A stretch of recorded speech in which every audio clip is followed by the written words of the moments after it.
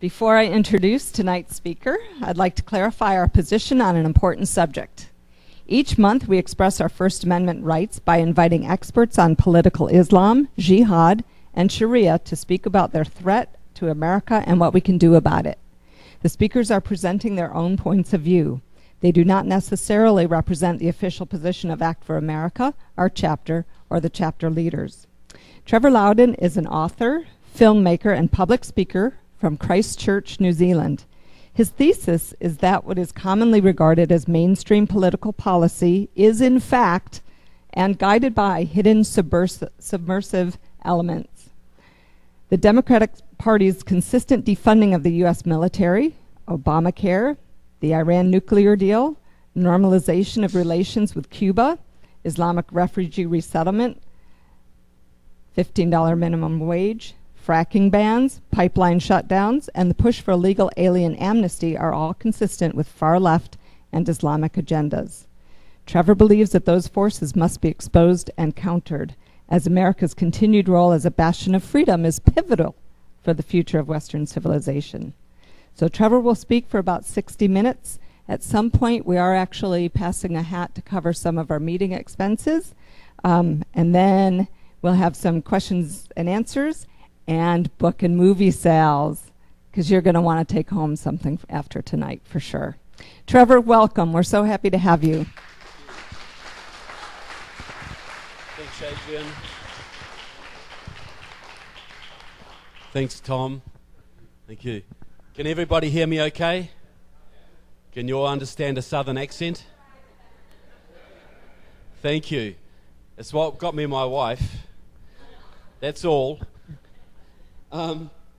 Look, it's an honour to be amongst the chapter that is specially named by the Southern Poverty Law Centre as a hate group. You should wear that with pride. Not just Act for America, but your branch of Act for America. I'm honoured to be amongst you. I'm only jealous that I haven't made that list yet. So I'll keep working on it. To start with a little story, I think it illustrates where a lot of Americans are. I was in Los Angeles a while back, and I walked up to a street vendor to buy some food. And the guy said to me, you've got an accent. Where are you from? I said, well, look, I'm from New Zealand. He said, well, where's that? So to make it easy for him, I said, look, it's down near Australia. He said, where Arnold Schwarzenegger comes from. So it's a little bit illustrative of where some people are at.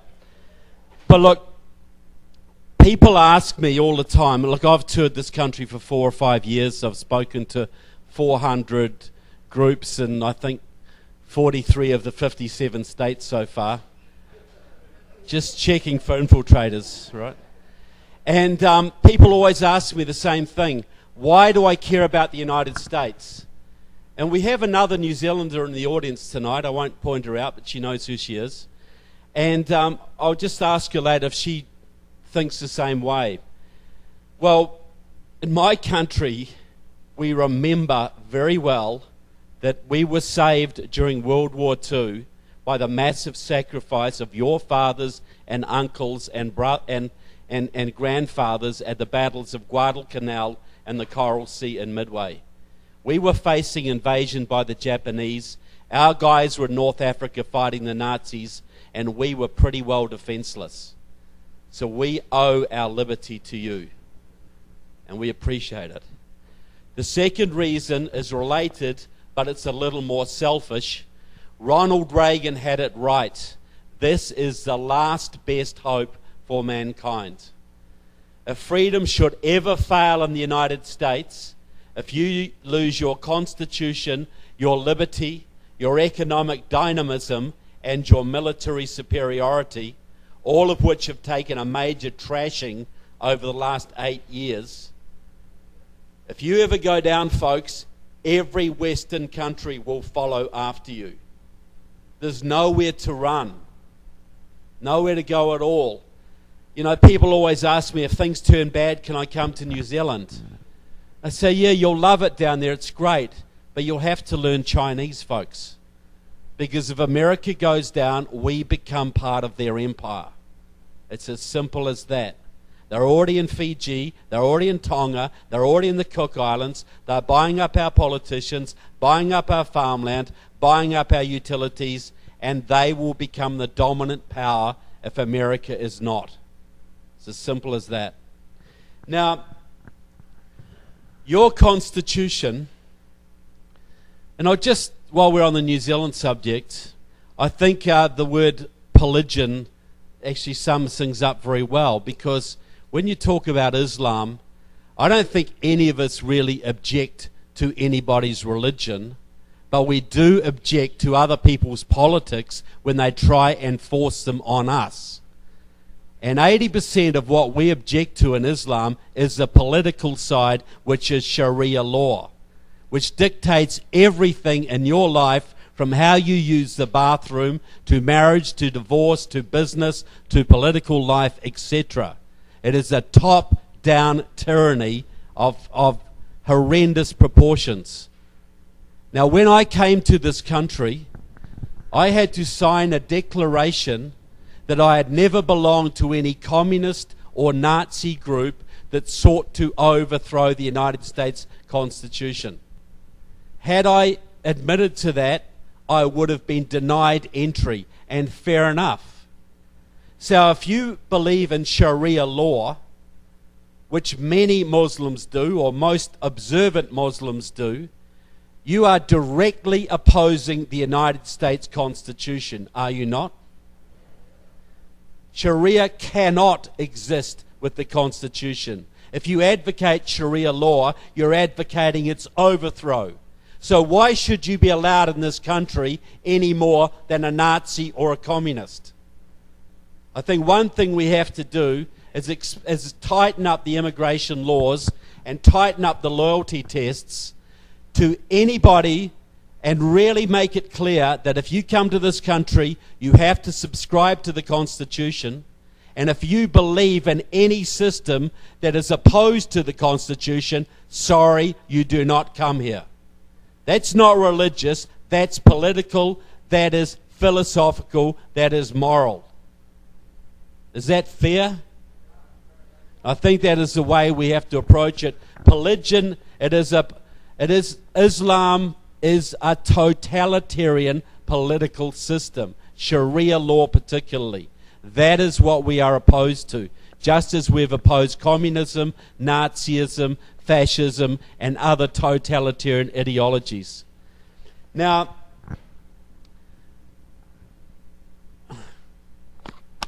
your constitution, which is the greatest political document ever written, when I'm sure there's a lot of ex-military people in here tonight, and a lot of people have taken the oath to guard your constitution against enemies, foreign and domestic, right?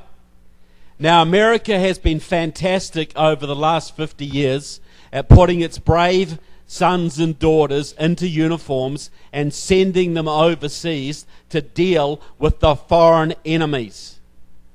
But who has been dealing with the domestic enemies, folks? And which is more dangerous? A foreign enemy at your gates, or an enemy wearing your clothes and speaking in your voices in your highest councils? Your troops are going overseas every year, every day to fight the foreign enemies, and they are being betrayed by the enemies inside your government every single day, folks. Every day. Now, I want to talk about what I think is the main danger you face right now, the main internal danger. And there's two components to it, and it really started here in California back in the 1950s. Now, back in the 1950s in Los Angeles, there was a young communist named Bert Corona. Now, he was a member of the Democratic Party. He set up the Viva Kennedy clubs, the first organized effort to bring Latinos into the Democratic Party. but also with a lot of Saul Alinsky money from Chicago, he set up a whole network of organizations in Southern California, Arizona, New Mexico, and Texas to encourage illegal aliens across the border. And they would be brought across the border, they would be found work in factories and farms, and eventually their kids would be put in schools, and they would sink roots here and eventually become citizens. This was an organized program. Now, Bert Corona died a few years ago, but he trained hundreds of people to carry on his work for him. 3 of them are very prominent in this state, and they have changed this state in ways you can only begin to imagine. The first one of them is a man called Antonio Villagrosa. Some of you may have heard of him, right? Big-time Democrat, former mayor of Los Angeles, still has ambitions. He is the man who turned Los Angeles into a sanctuary city. He forbade the LAPD from enforcing immigration laws, and the illegals flooded in the hundreds of thousands. The second member of this little group, a Communist Party supporter named Gil Cedillo, one-time leader, Democratic leader of the California State Senate. He is the man who gave you driver's licenses for illegal immigrants, illegal aliens, and several other measures that made it hard, or basically made it easy for illegals to vote. The third member of this group, the most powerful woman in California, in my opinion, former head of the California AFL-CIO, Maria Elena Durazo, now a leader of the DNC, a hardcore Marxist, and she is the woman behind the massive union-driven voter registration drives and Latino get out the vote efforts that have added hundreds of thousands of new Latino voters to the California rolls in the last 15 years, almost all of them Democrats. This started back in 1996 when Loretta Sanchez up in Santa Ana took on a man called B1 Bob Dornan, a very patriotic conservative Republican. Totally safe seat. Orange County was the most conservative county in the United States. No one could touch B1 Bob. But the communists came into Santa Ana. They put in a whole bunch of teams with the unions, and they signed up thousands of legal and illegal Latino voters. Didn't matter what they were, they signed them up, they committed mass vote fraud, and they just beat B1 Bob. And that was the pattern for California. A deliberate program of communist-controlled unions going out all over your state, signing up hundreds of thousands of illegal voters, farm workers, doing massive get-out-the-vote efforts, until now the state of Reagan cannot elect a Republican statewide for love nor money. Completely flipped the state. Anybody disagree with that assessment? But the point is this is not an accident, folks. This is not just some natural demographics. This was an organized program by the Communist Party USA and its allies to flood your state with as many illegals as they possibly could and get them signed up to vote for the Democratic Party, which they control.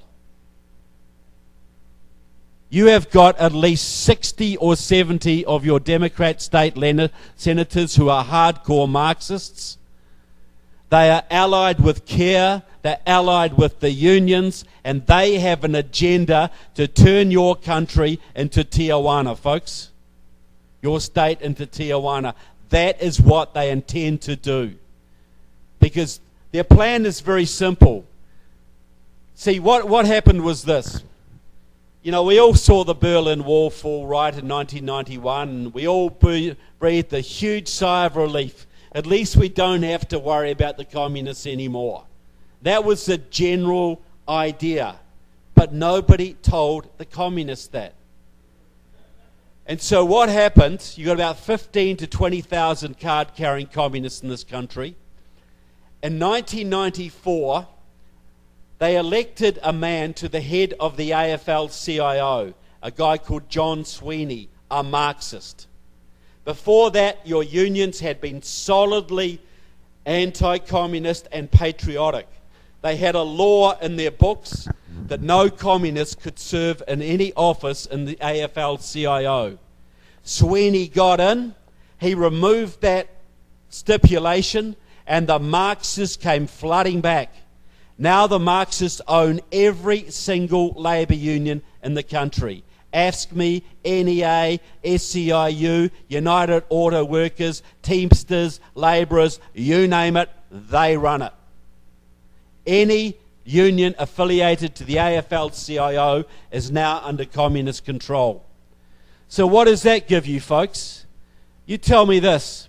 You name me one elected Democrat in this country, from county commission to federal level, who does not owe his job to the unions. Tell me one. So, if you control the unions, you control the Democratic Party. Because you supply the money they need, you supply the manpower they need, and you do the dirty tricks they need to get elected. You're the ones who do the vote fraud. You're the ones who do the thuggery. You're the ones who do the demonstrations and the rallies and the marches and the strikes. It's the unions are the backbone of the Democratic Party. And you can see this in spades in California, folks. Who do you think runs this state if it's not the unions? And who runs the unions if it's not the communists? So, and I'll give you a very clear example of how this works. Now, before 1994, which organisation in the United States was the most actively involved in opposing illegal immigration? Upon Cesar Chavez and the farm workers, the AFL-CIO, and the Democratic Party. Cesar Chavez had people on the border trying to turn back, in his words, the wetbacks. In his words. Because he saw that they would break his strikes, they would take jobs from his members, and they would lower wages and conditions. And that was what the AFL-CIO said, and that is what the Democratic Party said. So now, which organisation in America is leading the charge to legalise the illegals? It's the unions. Democrats, the unions. SCIU particularly. So why the change? Because, folks, before 1994, you had a union movement which was controlled by American patriots. After 1994, you had a union movement who was controlled by Marxists who want to bring revolution to this country by bringing you to its knees. Totally fit. So what happened? You had a man in California here called Eliseo Medina, worked for SCIU in Los Angeles. He is the man who led the amnesty movement in this country for 25 years and still does. He is the man that Obama went to, and in his own words, before any decision was made on amnesty, immigration, etc. Eliseo Medina got up in front of a progressive audience in 2009 in Washington, D.C. We've got him on tape. He's in my movie saying this. He's in my book saying it. He got up in front of the comrades and said this. This is why they are doing it, folks. Very simple. He got up in front of the comrades and said, passing amnesty is the number one priority of the progressive movement. Number one. This is when Obamacare was ticking on. This is way more important to them than Obamacare. And he said, we have to get citizenship and voting rights for our 11 million undocumented workers. And by the way, there's up to 40 million of them. Then he went on to say this. He didn't talk about compassion. He didn't talk about giving immigrants a break or the American dream or any of that stuff. All he said was this. In 2008, Latinos, who were the bulk of the illegals, voted overwhelmingly for Obama and progressive candidates. If we give these people citizenship and voting rights, they will stand with our movement. That will give us between at least 8 million new Democratic Party voters. That will give us complete control of this country for the foreseeable future. In other words, a one-party state. Think about it, folks. The last election was decided by a few 100,000 votes. You give the Democrats anywhere between 8 and 32 million new votes. What's going to be the outcome, people? The whole country will be like California is now. There will never be another Republican president, never be a Republican congressional or Senate minority.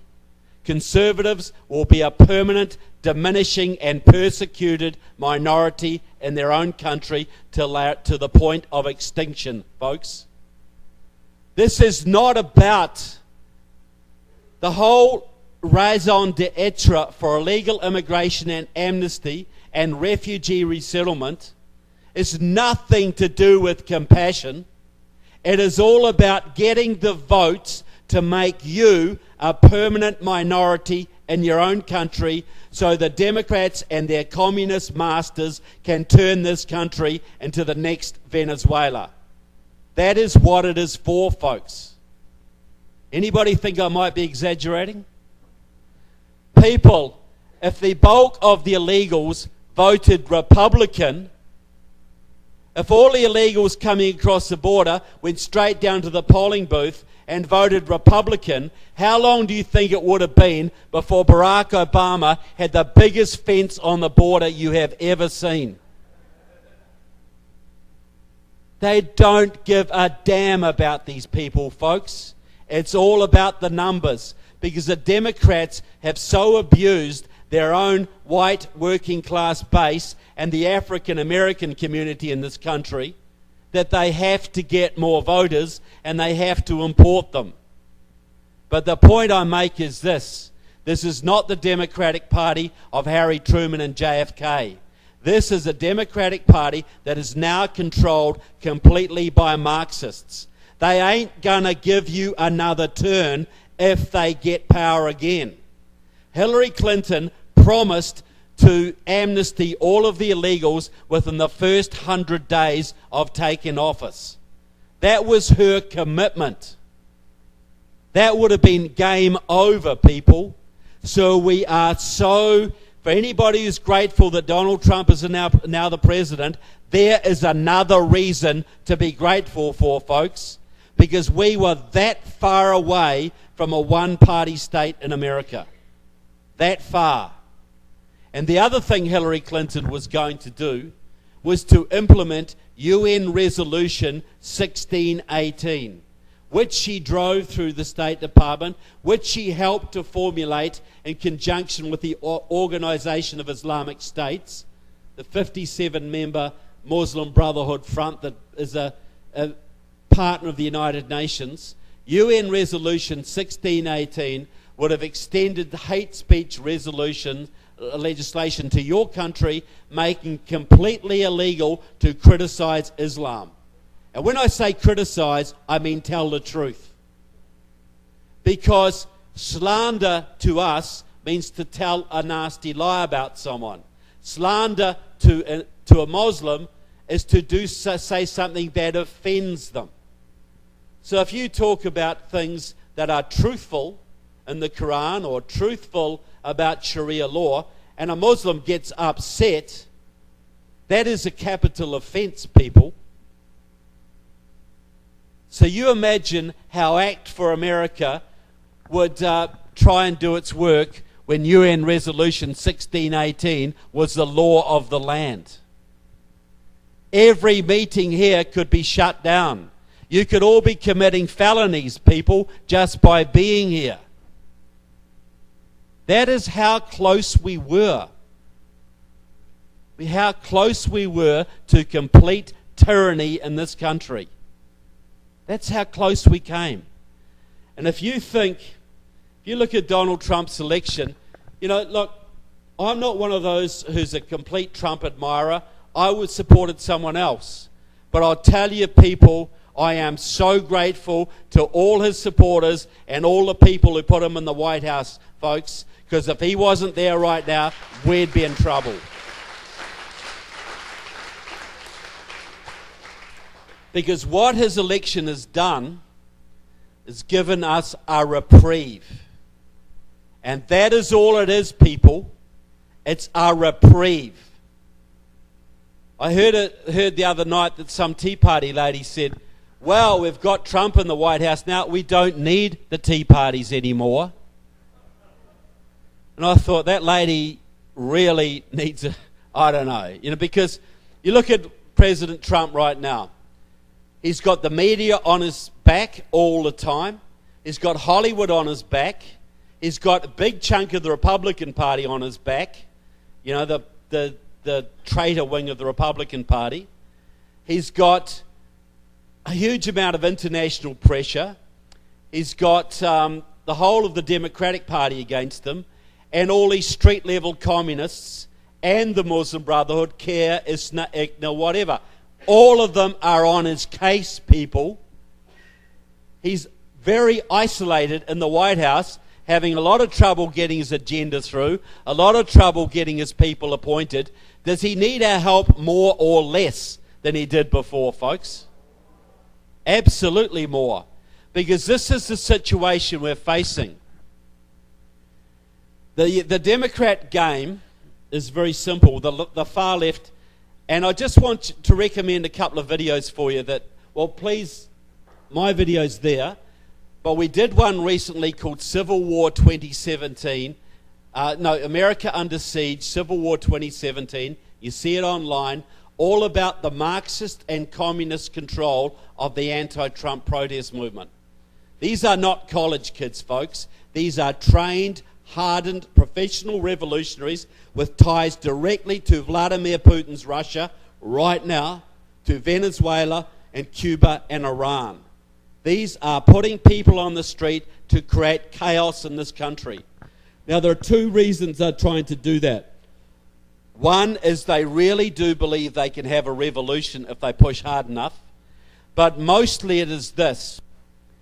Trump has got a whole lot of people in the Republican Party who would be best termed as squishers, who would really are Democrats light and don't like this, tackling the Muslim Brotherhood. They want to be friends with the people. They want to make America... They want America to be like, so you could drive from Montreal to Mexico City and not notice a difference. That's their goal. That's what they like. Because they live in their gated communities and they're rich and they don't care what happens to the rest of us. So he's got those people to deal with. So what the Democrats want to do is they want to impeach Trump. And they haven't got the votes to do that, but if they can create enough chaos on the streets, they figure that will intimidate those Republican squishers into backstabbing Trump and voting for impeachment. That's their game. So and their long-term game is very simple. There's a guy out of San Francisco, is called Stephen Phillips.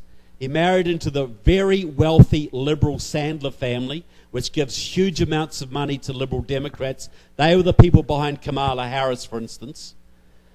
And Steve Phillips used to go to Stanford University, where he used to hang around with the League for Revolutionary Struggle, a Maoist group. Now, he got all respectable after that. He's a lawyer. He was served on the San Francisco school board or something like that, or the council. And he set up a group called Power Pack, and for funding progressives of colour. They were the first to fund Obama. They first to fund Kamala Harris, and now they're funding Cory Booker, the senator from New Jersey, and quite a few others, Mazie Hirono from Hawaii, and what's her name, Tulsi Gabbard from Hawaii, who's a very dangerous figure. And their game is this. This is their goal. And you watch Steve Phillips talk about this in his YouTubes. He's written books about this. Obama signed it for him. Pelosi signed it for him. They all sign off on this. This is their strategy. They say this: America already has a progressive majority. They say there are 26% of the electorate who are white progressives. They will vote for the Democrats, the leftists, no matter what. They're locked in.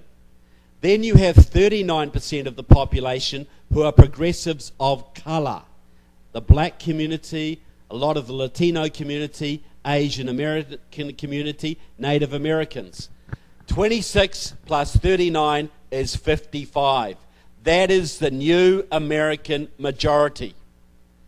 And that is poised to become the permanent majority in this country. Now, this was supposed to happen in this election, but Donald Trump screwed it up for them. Or you screwed it up for them, effectively, because when Donald Trump went into the black communities and the inner cities and says, "What do you got to lose, guys? Vote for me." A whole bunch of black people said, "Yeah, damn right." And they stayed home and didn't vote for the Democrats, and a few of them voted for him. And a whole bunch of those white union guys in Michigan and Pennsylvania and Ohio also came across and voted for Trump. And that screwed up their majority. Now, if Trump plays his cards right, if he can close the border, stop the Islamic refugee resettlement from the Middle East, and we'll get to that later, if he can do that, if he can bring the jobs back, open up the energy fields, bring the jobs back, get the government off the backs of people, if he can do that, trillions of dollars are going to come flowing back into this country, folks. You could see an economic boom like you've never seen before. And if he can get that underway, he will bolt in 2018, 2020, and whoever wants to follow him will just take it, and we can have 20 or 30 years of conservative rule. That's what could happen.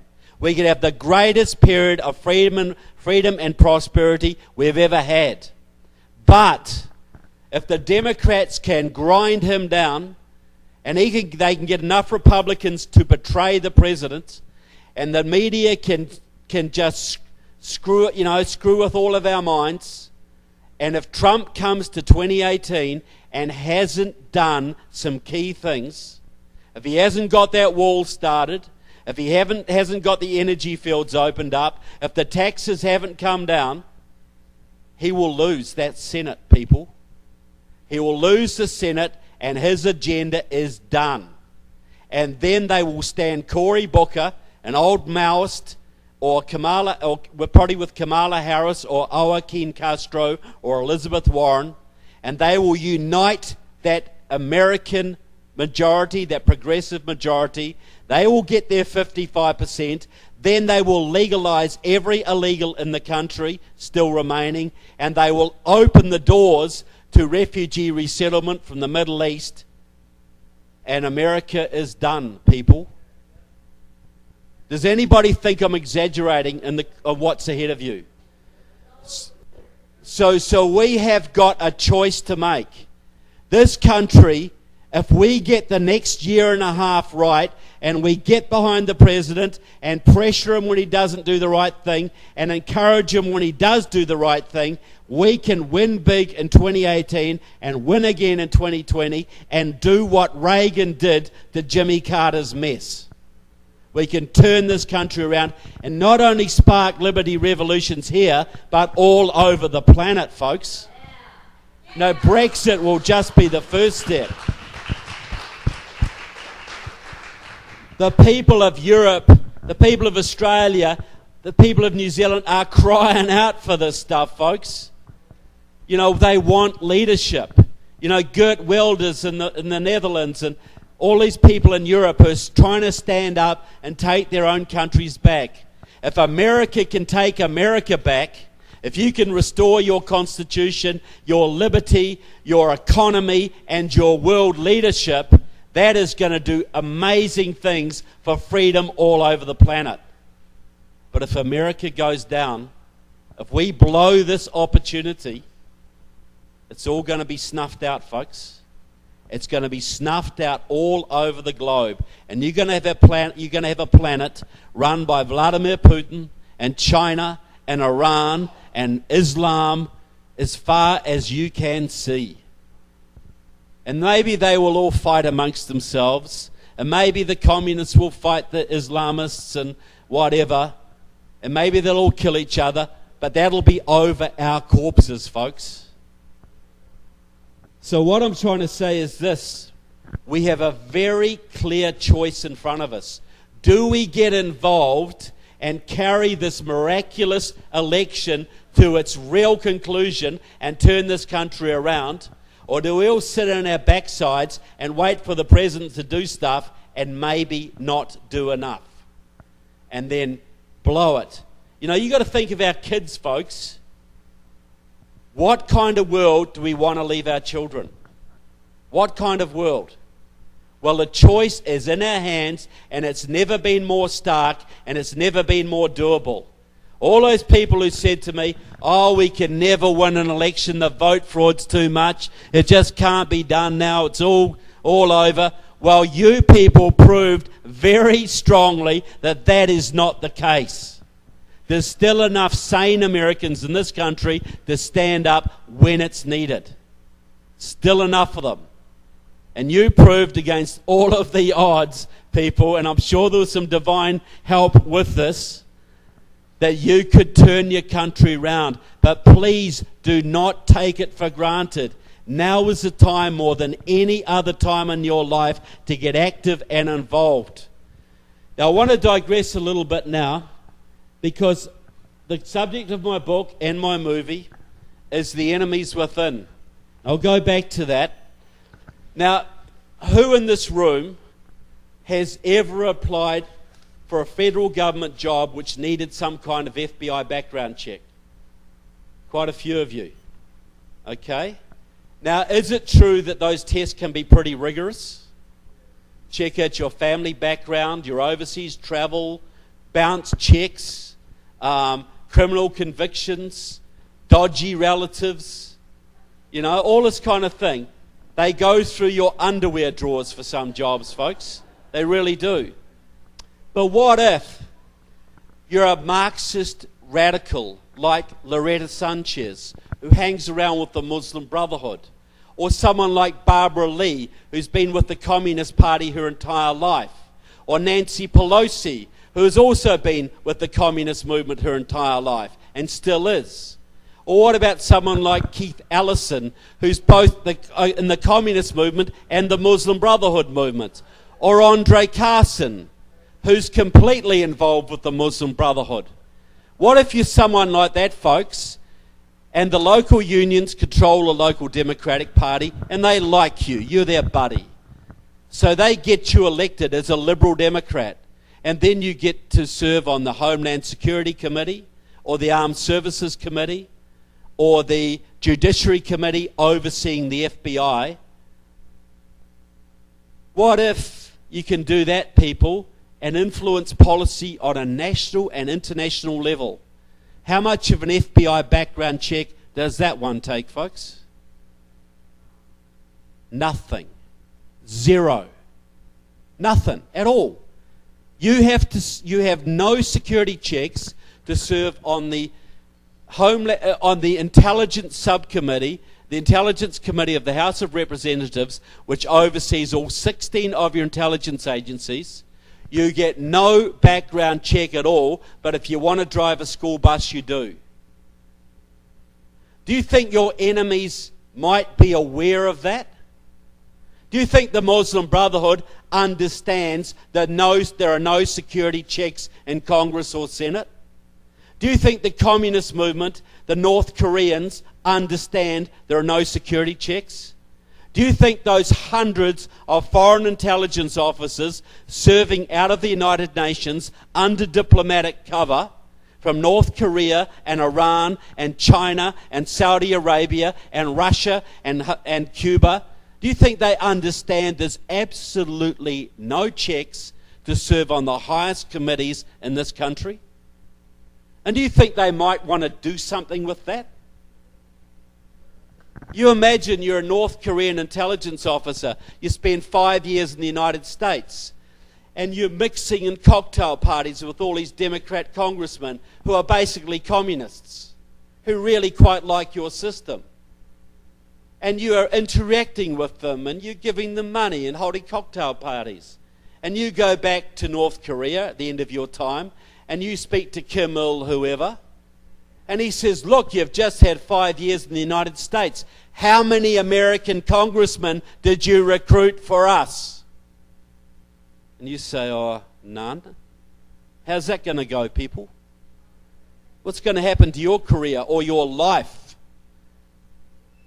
People, there are at least 100 members of your House and 20 members of your Senate, and we detail them in our movie, show them in their own words who they are. There are at least 100 members of your House and 20 senators who are so enmeshed in Muslim Brotherhood front groups or communist groups or both that they couldn't pass an FBI background check to sell you stamps at the post office. Yet they are serving in the highest councils of your land. I'll give you one more example. John Conyers of Michigan, I think he's the most dangerous congressman in your House. Probably 85 years old now, but he serves on the Judiciary Committee. He has been the head of it for many years, when the Democrats were in power. Bumbling old fool. But he served on the Judiciary Committee, which oversees the FBI and sets its budget. Now, John Conyers has been involved with the Communist Party for more than 50 years, with the Workers' World Party, which supports Iran and North Korea, for about 20 years, and with Democratic Socialists of America, which now has 20,000 members, for about 30 years. He was at their founding convention. He is also heavily involved in several Muslim Brotherhood front groups. John Conyers is a hardcore anti-American, Marxist-Leninist, Muslim Brotherhood sympathizer. Yet he oversees the budget of the FBI. What do you think's going to happen to the FBI's budget if they come and say, look, we need to start some surveillance operations on some of the congressmen, like Andre Carson, who's on the Intelligence Committee. He's working with the Muslim Brotherhood. What do you think's going to happen to their budget if they pull that one, folks? You see the problem. So you're a Muslim Brotherhood sympathizer, you get elected to Congress, no one's going to touch you because there's no security checks. Then if anyone does come after you, John Conyers and Judy Chu and Luis Gutierrez, 3 communists on that committee, all involved with the Muslim Brotherhood, by the way, are going to protect you. They're going to shut the FBI down. Anybody who thinks the FBI isn't scared of the government only has to look at what Comey did over the Hillary case. Clear evidence she was corrupt, didn't prosecute, because, wow, what if she's president? What's she going to do to us? That's how it works, folks. You know, John Conyers, there's House Resolution 3892, which was in the House last time. That was the resolution put forward by Ted Cruz in the Senate and Ros Lentonen from Florida in the House that would have made the Muslim Brotherhood a designated terrorist organization. Who do you think led the fight against it in your House Judiciary Committee? John Conyers led it, and we got him on tape doing it, and Loretta Sanchez was one of the other ones. And they got it stopped, people. They got it stopped because you have enemies in your Congress and your Senate who are working for the other side. They're either so ideologically sympathetic to the enemy, or they are funded by them, or they're reliant on labour union support to get elected. And all of those groups are basically controlled by Muslim Brotherhood and communist sympathisers. All of them. So you've got a situation where you've got a network of Muslim Brotherhood front groups in this country, Care, ISNA, IGNA, led by a few hundred people, and the labour unions, led by a few hundred people, who are able to dictate the policies of the Democratic Party and block and stall the policies of Trump and the Republican Party. This is a few hundred people doing this, folks. Why is America a centre-right country who believes in the Constitution and free enterprise and great education and great defence and America first? Why is it led by a bunch of people who want to shove every left-wing policy and every pro-Islam policy they can think of down your throats? They're doing it in California and they're doing it nationwide, and it's only a few people, but they have the leverage to do it. And there's no security checks, there's no internal security apparatus that is standing up to these people or willing to unmask them. The FBI won't do it because they're scared of what will happen to them. And the media won't do it because they're either complicit or scared of being called McCarthyist. And the Republicans won't do it because they play golf with these people, or they are scared of being called McCarthyists as well. It's only a very few people like Louis Gohmert, Michelle Bachmann, Ted Cruz, Donald Trump, Tom Cotton, and maybe half a dozen others who have the guts to actually call it out for what it is. So it is our job to get behind these people. They are our lifeline, folks, and do everything we can to support them. Donald Trump has backed off naming the Muslim Brotherhood a terrorist organisation. Well, we have got to get them back on that, folks, because just doing that one simple measure would shut down 60 years of Muslim Brotherhood infiltration in a very short space of time. It would become a felony. Your local school board in San Diego would not be partnering with CARE if CARE was a designated terrorist organisation, folks. Your local congressman, Loretta Sanchez and all the ones around here, would not be going to CARE dinners and ISNA dinners and ICNA dinners and working with the Muslim Student Association if they were designated terrorist organisations. They would be breaching the law, folks. They would be committing felonies. One law. No bombs dropped. Nobody gets shot. One law would change the culture in this country. Then, when that's done, you start working towards getting some internal security back into the US Congress.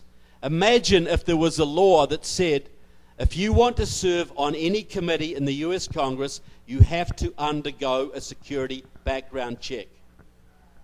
One little thing. 80 to 100 Democrats would have to stand down straight away, and the Democrats would have to start cleaning out their party, and probably 20 or 30 Republicans would have to do the same thing. Two measures could completely change American society. The Muslim Brotherhood Terrorist Designation Act and security clearances in Congress. That would clean out the communist influence and the Muslim Brotherhood influence, and you'd be electing Republicans and Democrats again who actually care about the country rather than the Muslim Brotherhood agenda. Wouldn't that be nice? You know? Wouldn't it be nice to have Democrats like Harry Truman back again, or JFK, who actually cared about the country and were patriotic and put America first? For a long time, a lot of the Democrats were more conservative than the Republicans. But now, unfortunately, the Democratic Party has been completely taken over, and as have chunks of the Republican Party. I say in the Republican Party, you've got about a third of them who are big government progressives who will sell their soul, sell their grandmother for $1. And you've got about a third of them who go along to get along, and a third of them who are patriots and conservatives and constitutionalists. That third is our lifeline, folks. And we have to protect them and nurture them and stand behind them every opportunity they get, and get rid of their opponent, primary out their opposition, and make sure that this God-given opportunity we have been given can be carried forward to its natural fruition. I don't want to be standing in front of you in 20 years' time, folks. Well, I wouldn't be able to be anyway. Well, I'd be in a wheelchair, but look, we wouldn't be allowed to have meetings like this in 20 years' time if we don't get this right. Or we'd be meeting in a mosque, So, I got kids, you've got grandchildren. We have an opportunity to give them not just the amazing country that you inherited, but one even greater than you inherited. That is within our grasp. It is in our grasp to spread liberty all over the planet, to have the greatest period of freedom and prosperity this world has ever known. That is within our grasp. I can't promise you very much, folks, but I can promise you two things. If you do nothing, your children will live in slavery. I can promise you that. But if you give it everything you've got, folks, everything you have within you over the next couple of years, if you give it everything you've got, the very least I can promise you is that you will earn the right to look your children in the eye and say, I did everything I damn well could. What is that worth to you, folks? And if you win, and you can win, if you win, you can win, you will give your children the greatest inheritance any children have ever had in the history of this world. Ever. Is that worth fighting for? Yes.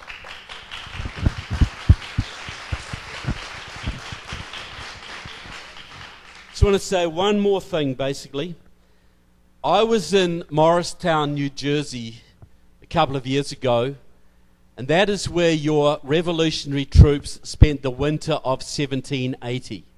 And that was a little ice age, people. That was cold. That was brutal. And 10,000 troops started that winter, and death, desertion, and disease took 4,000 of them. The troops were boiling their boots to survive. They were stealing every chicken they could. The farmers hated them. They weren't paid for months. The officers were eating their pet dogs to survive. Yet they went through that winter. They went through that winter and many more like it. You've got to think about it, people. The British Army, King George's army, was the most powerful military force the world had ever seen.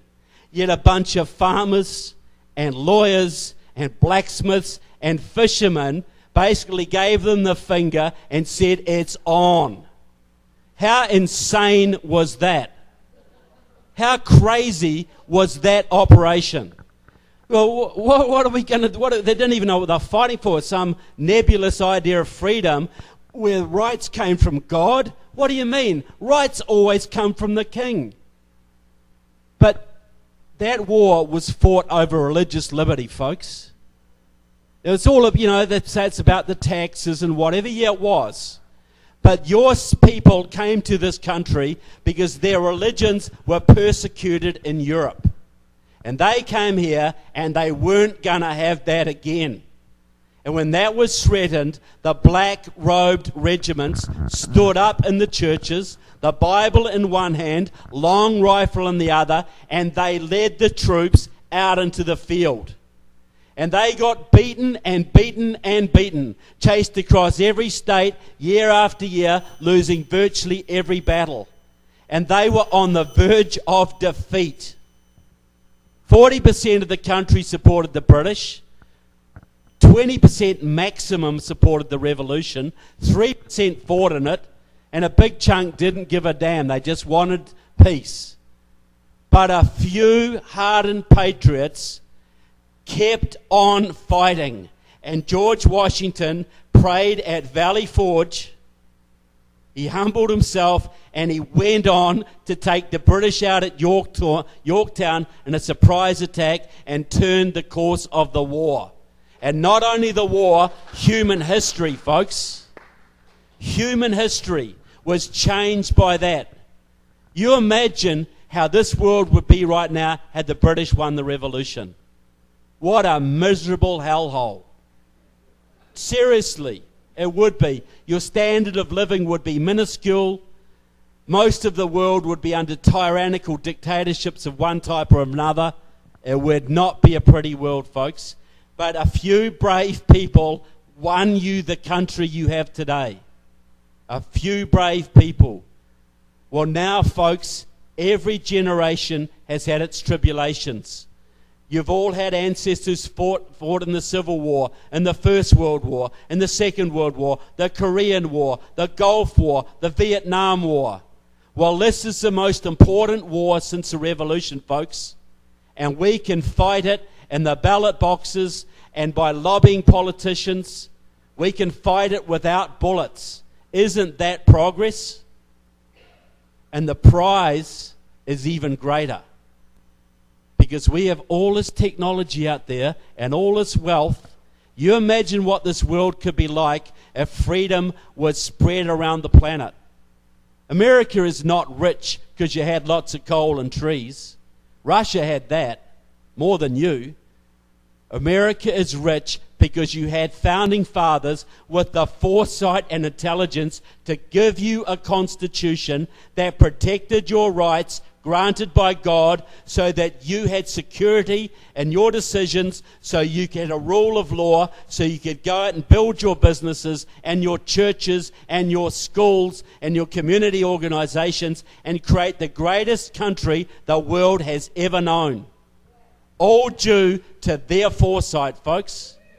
Well, now you have the blueprint.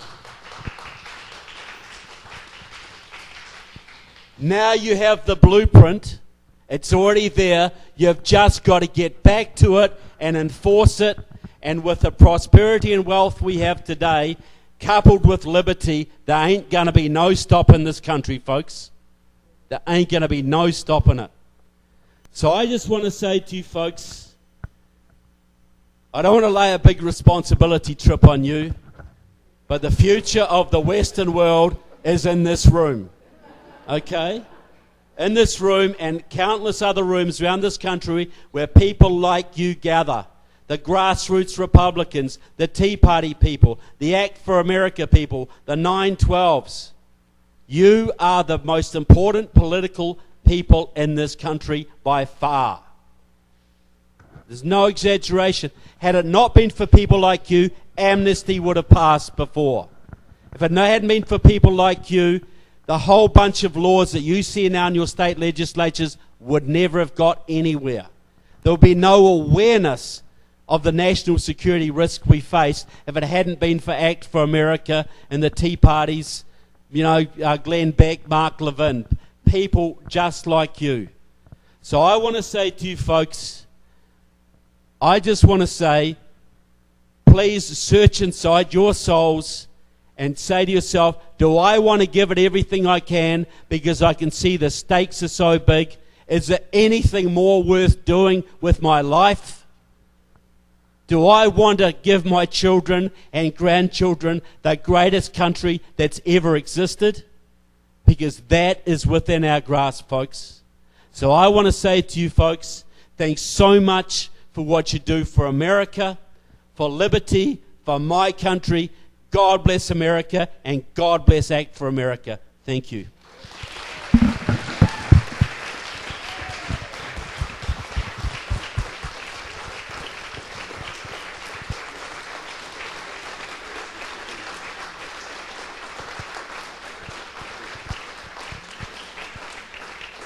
Thank you very much. Folks, there's a couple ways we can help Trevor.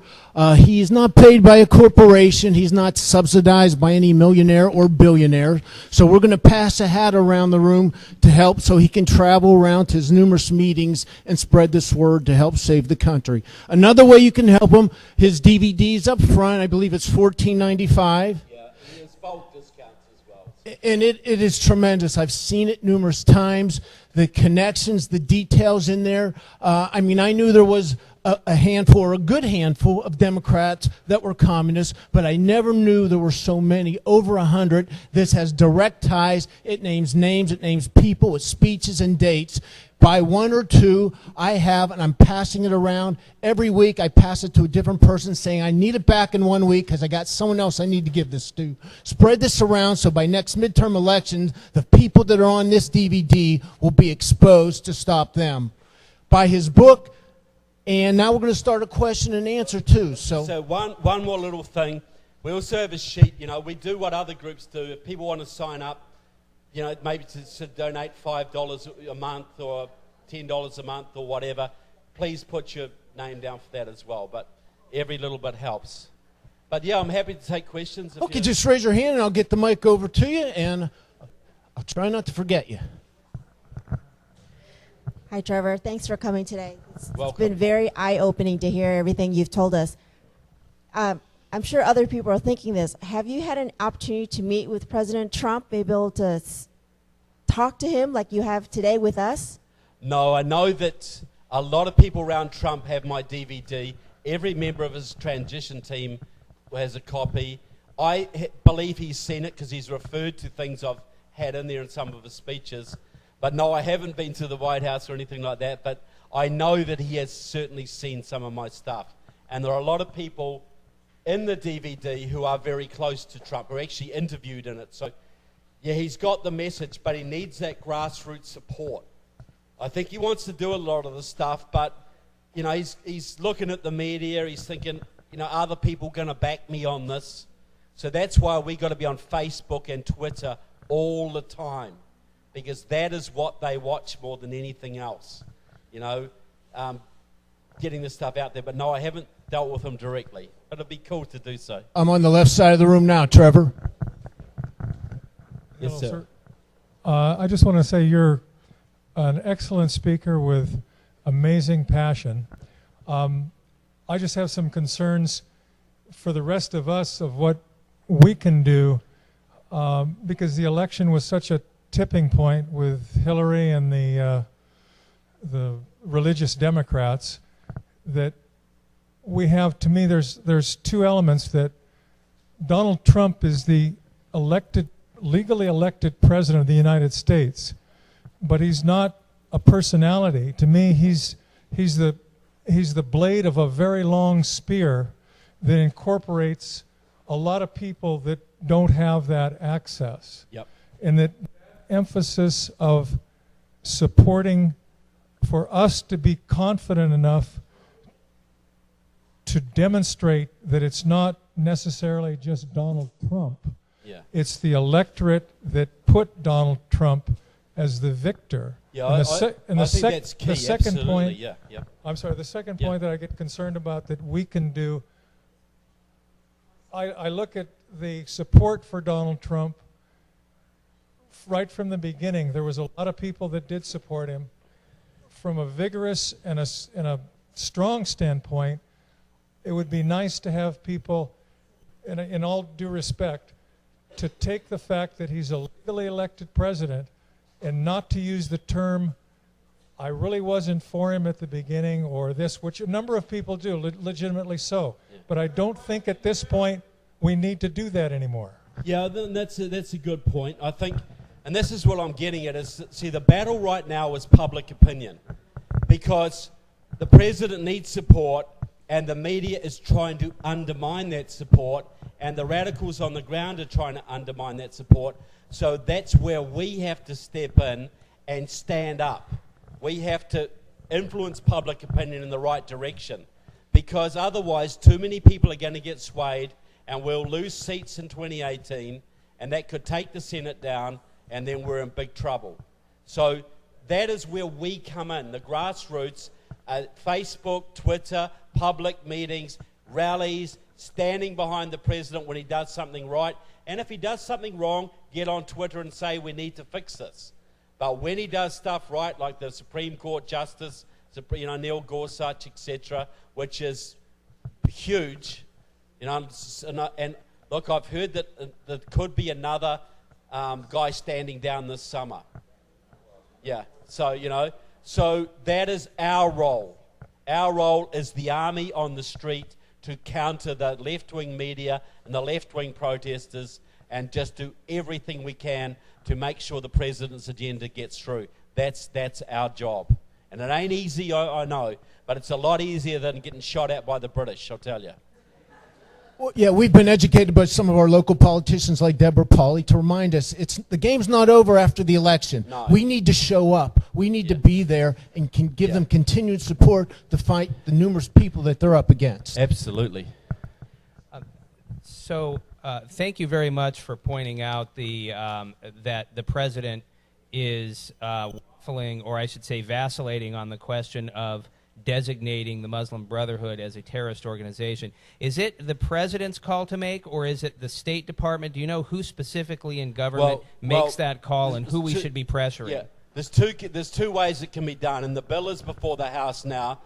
It can go through the House and the Senate, and the president signs it off, or the president, by executive order, can do it.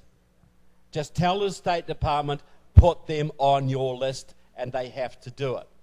Now, obviously, the best way is through legislation because it gets the public involved and whatever. But I think time is urgent. Time is running out. I think we should be putting pressure on both fronts. Why is your local congressman not signed up to the bill? If he isn't, going down to visit him. So we want you to sign it. We want you to endorse it. And if he is, that's great. Go to the neighbouring one. That's our job, to get them all signed up to the bill, but also Twitter, Facebook. President Trump, just do it by executive order. President Trump, this needs to be done. So we tackle both aspects, build the pressure from below and the pressure directly to the president. So go to your congressman, sign on to the bill, and pressure Trump to actually do it by executive order as well. Folks, just raise your hand and I'll get the mic over to you. Try to keep your question brief so we can get to everyone. I want to thank you for the passion you have for our country. Well, and thank you. Obviously for how you're helping us. I was wondering if you have a battle plan for us for the schools, because in my opinion, that's where the demographic is going to change. Absolutely. And in California especially, the brainwashing has begun. It used to, you just worried about the universities. We have grandchildren in the UC system. It's a foreign world. And then the high schools, but now the elementary schools are as bad. So what do we do? Yeah, well, I think, this isn't going to turn around overnight, but look, I applaud everybody who's out there fighting Common Core, who's getting on their local scoreboards. I applaud all of that. But in a way, that's sort of like the French resistance blowing up trains in occupied France, It's pinpricking in a way. There's no substitute for storming the beach at Normandy. We have to pressure Betsy DeVos to start working to abolish the Department of Education right across. We have to... because they cannot... If every state controls its education and its local scoreboards, they cannot do this centralized control. They cannot indoctrinate every kid, because you can get involved then and like Roy White did, change the textbooks, etc. So we have to fight all these battles at the local level. Another thing we need to do is end tenure in universities. And the other thing is no more state funding of student loans. None. None at all, because that is just giving huge handouts to the universities. They jack up the tuition and they indoctrinate more kids.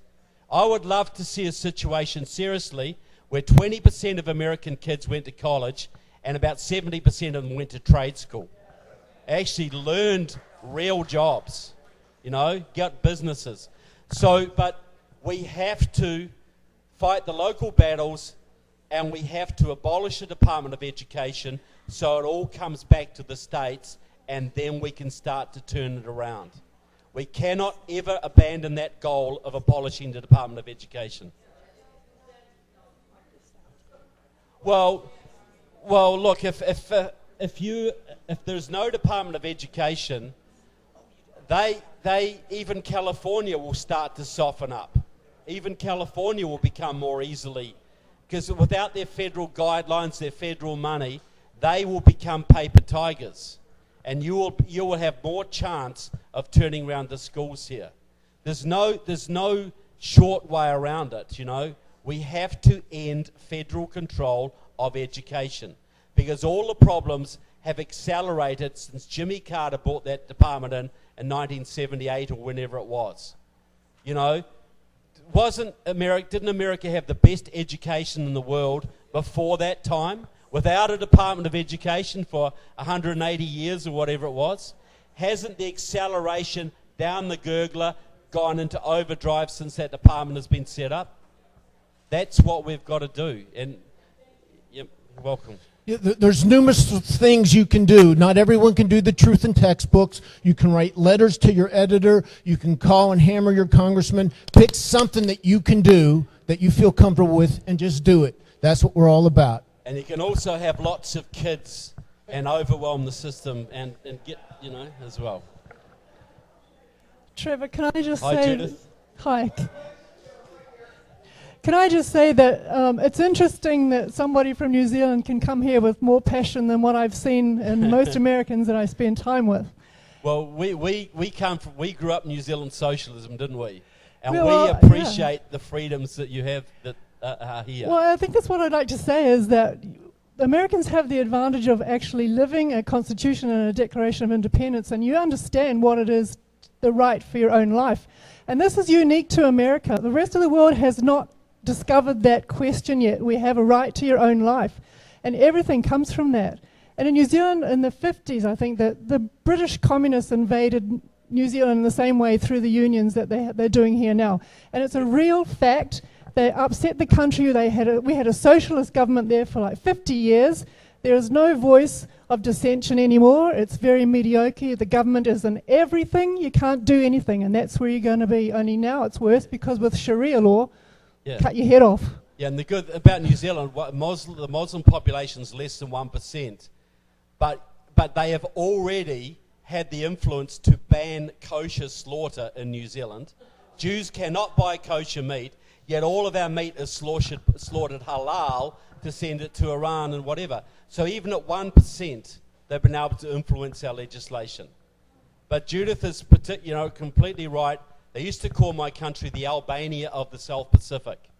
And it's improved a bit since then, but we don't have First Amendment rights. We don't have Second Amendment rights. We don't know what they are.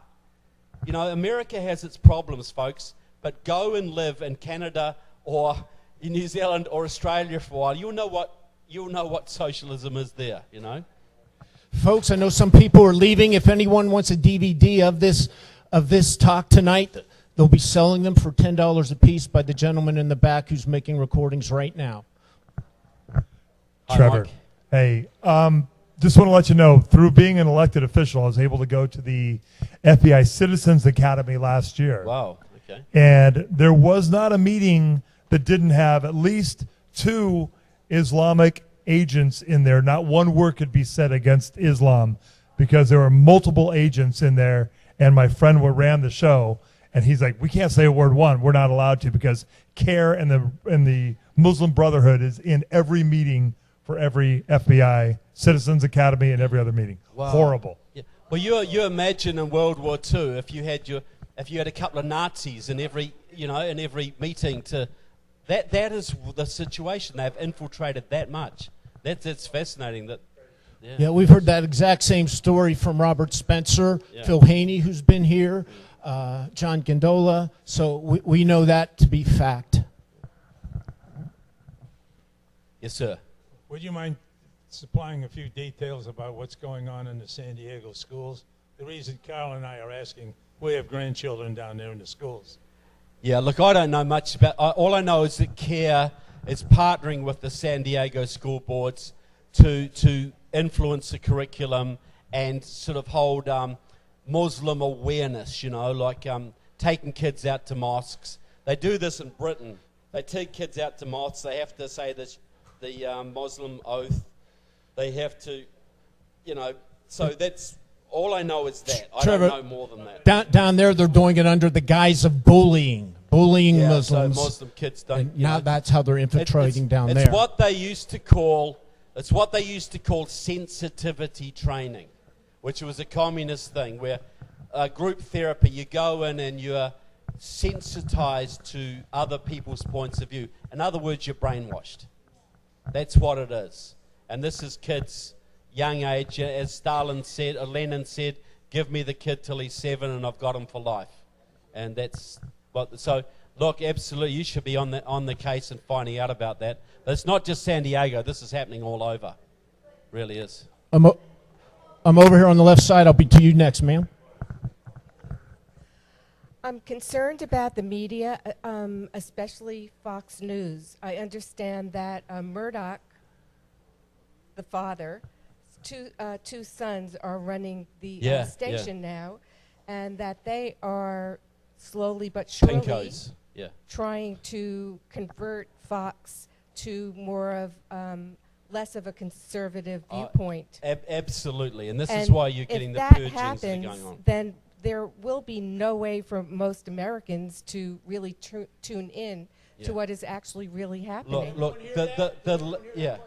No, they didn't hear it. Well, we're talking about how Fox News, under the two new Murdoch brother owners, who are both liberals, is going to the left.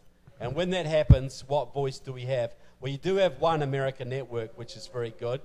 But yes, it's a huge danger. See, the left were caught by surprise in the last election.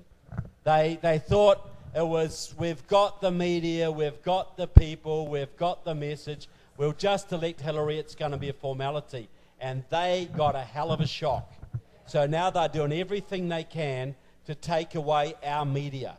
You know, Fox News or anything that helped us, they're going to come down on. So we have to be aware of that. The Fox News was only ever rhino at best, but it was still a heck of a lot better than anything else out there. And you know, we got to keep the letters up. If Fox News keeps going that way, just keep on sending letters. We're going to desubscribe. We're not going to sign up for you. We're going to One American Network. That'll frighten them. Over here, Trevor. One American Network, OAN. Yeah, just get that on cable. It's a news network like Fox, but it's very, very conservative. Very, very good. One American Network. You look it up, Google it. You'll see it. Yep, it's pretty big. I had a question about the San Diego schools again. So I called the school, and I asked them, of course, were there any other religious groups there besides Islam, and of course no. But the other thing is, Thomas More Law Center, they said they take cases like this for free, pro bono. Yeah. Well, that's a good point. Yep. Yeah, and then so I told them what was going on. I sent them the plan, but I don't know. Does it help if we get, like, why isn't there more constitutional people? I mean, law firms, or isn't there a law firm that just goes after this? Well, there's Judicial Watch and there's the Thomas More Law Centre. Yet there are people who will take these cases pro bono, and I think it'd be a great idea to find out a little bit more about what's going on and contact them and see if they'd be interested in taking it up, because this is happening all over the country, not just San Diego. And yeah. No, they are very good. They're Brad great. Dacus, too, the Pacific Justice Institute here in California. And there's also he's one probably in already Oregon, on it, but he'd love to hear from you.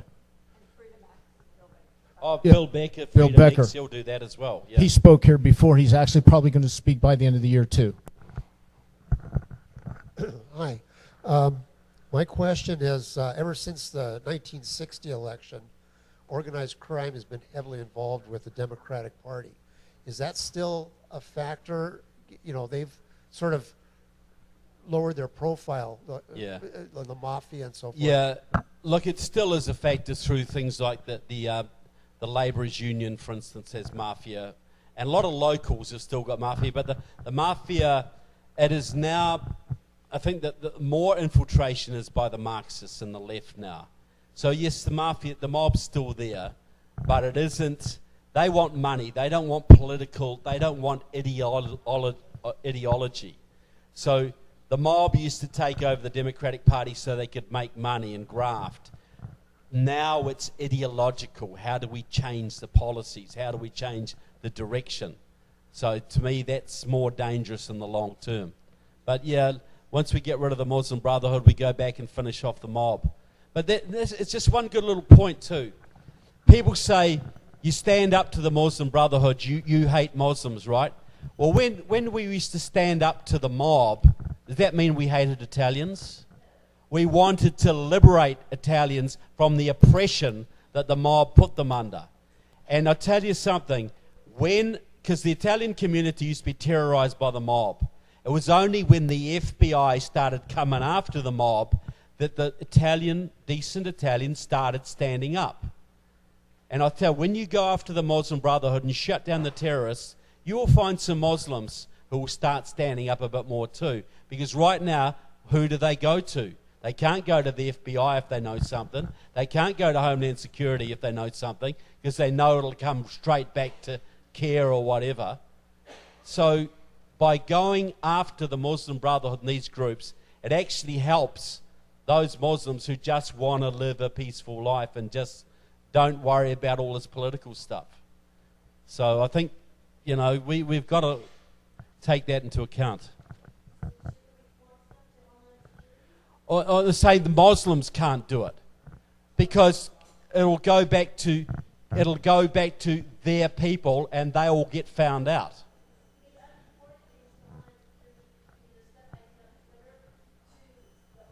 Oh, you absolutely should.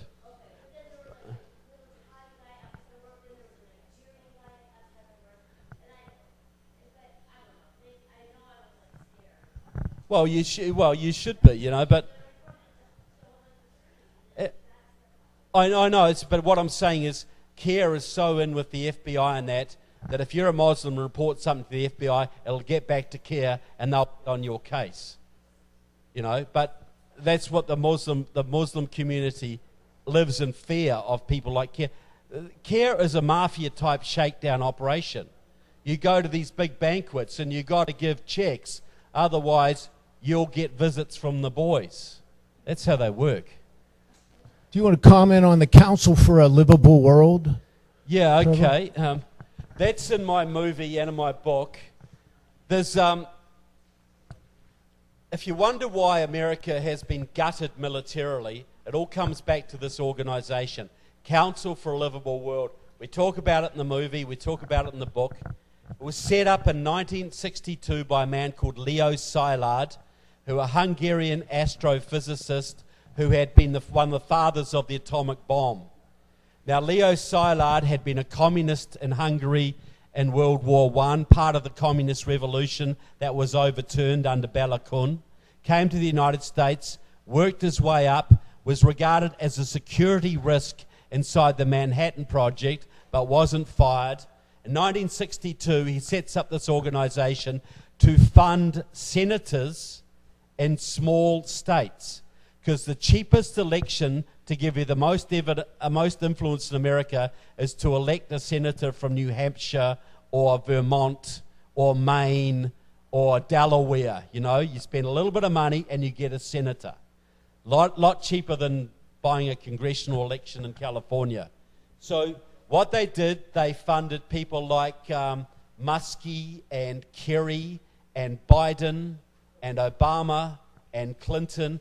They have funded over 200 senators and about 400 congressmen, including Obama, Biden, Tim Kaine, and Hillary Clinton, and Bernie Sanders. And what they do, they fund these senators in exchange for implementing legislation that will downgrade America's military, that will gut your nuclear programs, gut your weapons programs. And they take credit for this. We got that cancelled. We got this cancelled. We got all of this cancelled. They boast about it. They're involved in all the treaties with the Soviet Union, which gave the Soviets huge advantage. And the kicker is this. It was revealed that Leo Szilard was a fully paid up KGB agent. Yet he has funded Obama, Clinton, Biden, Kaine, And Cain's got huge ties to the Muslim Brotherhood, by the way, which we exposed in the movie, as has Hillary. So your military, you are now the situation where Russia has 3 times more nukes than you, and they're all modern. You haven't built a nuclear weapon since 1992. You have got a situation where there's a certain spanner that they use on the nuclear missiles, and there's one of them in the country, and they courier it round the country to do maintenance on your weapons. And this has all been done by the Council for a Livable World, which has paid 40 Democratic senators in your current delegation, funded their work to gut your military, and it was set up by a Soviet spy, a KGB agent, under the direction of Stalin to reduce your military to the advantage of the Soviet Union. So that's what we talk about in the movie as well, and in the book. So I really urge you to get some of the movies and some of the books, because if you want to win a war, you have to know you're in one, and you have to know your enemy and how they work. We have And 2 then final we have a questions, chance. Trevor. One in the Yeah. back. Could you tell us a little about how George Soros ties into all this? Yeah, well, I'll go. I'm going to do a little bit of theorizing here, and I don't normally do this, but I get asked this question every meeting, because a lot of people regard George Soros as the top of the chain. He's this multi-billionaire who hates Israel, hates America, wants to bring us down. But just consider this as a possible other explanation. George Soros was a little Jewish boy in Hungary in World War II, right? And the Nazis invaded, and George Soros's father got him fostered out to a Catholic family to protect him from the Nazis. But the father of that Catholic family was a capo. His job was to confiscate Jewish property from the Nazis, and little George used to tag along and said it was the most fun he ever had. He said that. So then the Soviet Union invades Hungary and beats out the Nazis. And they were hanging Nazi collaborators from the lampposts, shooting them and sending them to Siberia. Yet George Soros, who was a Nazi collaborator, was allowed to leave Soviet-occupied Hungary, travel through numerous checkpoints through Soviet-occupied Austria out to the west. How would you do that had you not made a deal with the authorities? How would that happen? Since that time, Soros has built a huge fortune, which he has used to trash America, to take over the Democratic Party, and fund the radical left. Now, how easy would it be to make a lot of money if you had the KGB feeding you financial tips? KGB funneling you money. Right now, Putin is making this big song and dance. We hate George Soros. He's a globalist. We're standing against this. This is just a scam. I believe that George Soros has a big fat file in the KGB headquarters in Moscow. He has worked to the advantage of Moscow his entire life. I believe he's the modern day Armand Hammer, if anybody knows that name. He was an American communist who became a big businessman and funded the Bolsheviks after the revolution. So yeah, George Soros is a bad, bad guy, but I don't think he's the top of the food chain. I think he's got people above him telling him what to do. That's my opinion of George Soros. And one final question back here, Trevor. And this is kind of along the same lines, going down a notch. What do you think Obama's role is going to be now? Yeah. He is there.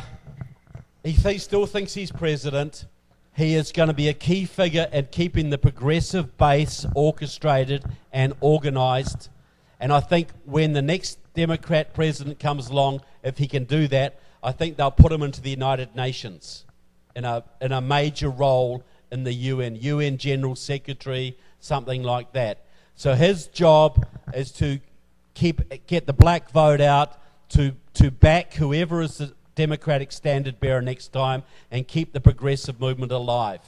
So he will not be going away. You know, the only place he should be going is jail, in a cell next to Hillary Clinton, But I think we're stuck with him for a little while yet.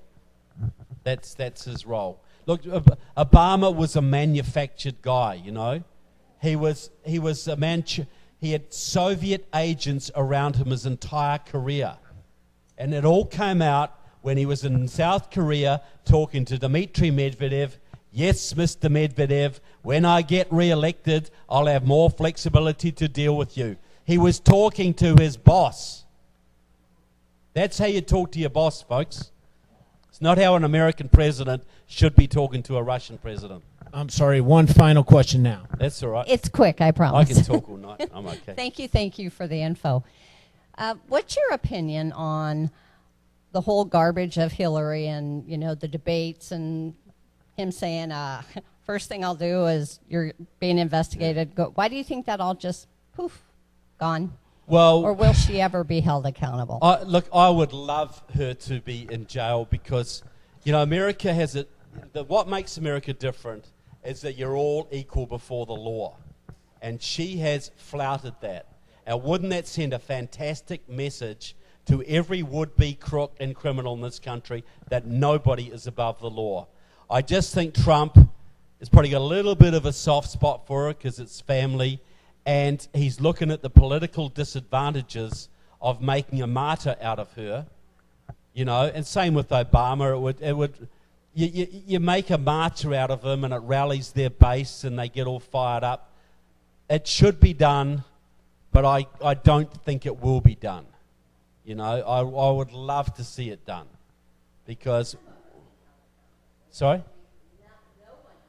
No, look, there's a whole bunch. Like a friend of mine who's involved in national security says, if you prosecuted all the espionage and treason and corruption cases in Washington, there will be tens of thousands of them. You'd fill several prisons. But they at least need to go after the worst cases. They need to clean it out, you know, to send a message, if nothing else. But, you know, and that's why I'm so focused on internal security, because I think that's where most of your problems lie. Americans can overcome everything, but how do you overcome traitors in your leadership? That's tough. You know, that is real tough, and they have to be cleaned out. You know, Cuba would not tolerate 100 pro-Americans in their Duma, parliament. Russians wouldn't tolerate 100 pro-Americans in their parliament, but we tolerate that many people on the other side in the government of this country. And that cannot stand. That cannot last. Thank you very much, Trevor. I guess people can Google you to follow you. Thank you. Thank you. Don't forget Trevor's DVD. Can they Google you to follow you, what you're doing next? TrevorLoudon.com is my daily blog. Look, I just want to say one last thing, you know. I would be wasting my time if it wasn't for people like you doing what you're doing. I really would. So I'm very grateful to be amongst you. I'm proud to be part of your team. And thank you so much for inviting me here tonight. Well, you inspire us, Trevor. Thank you.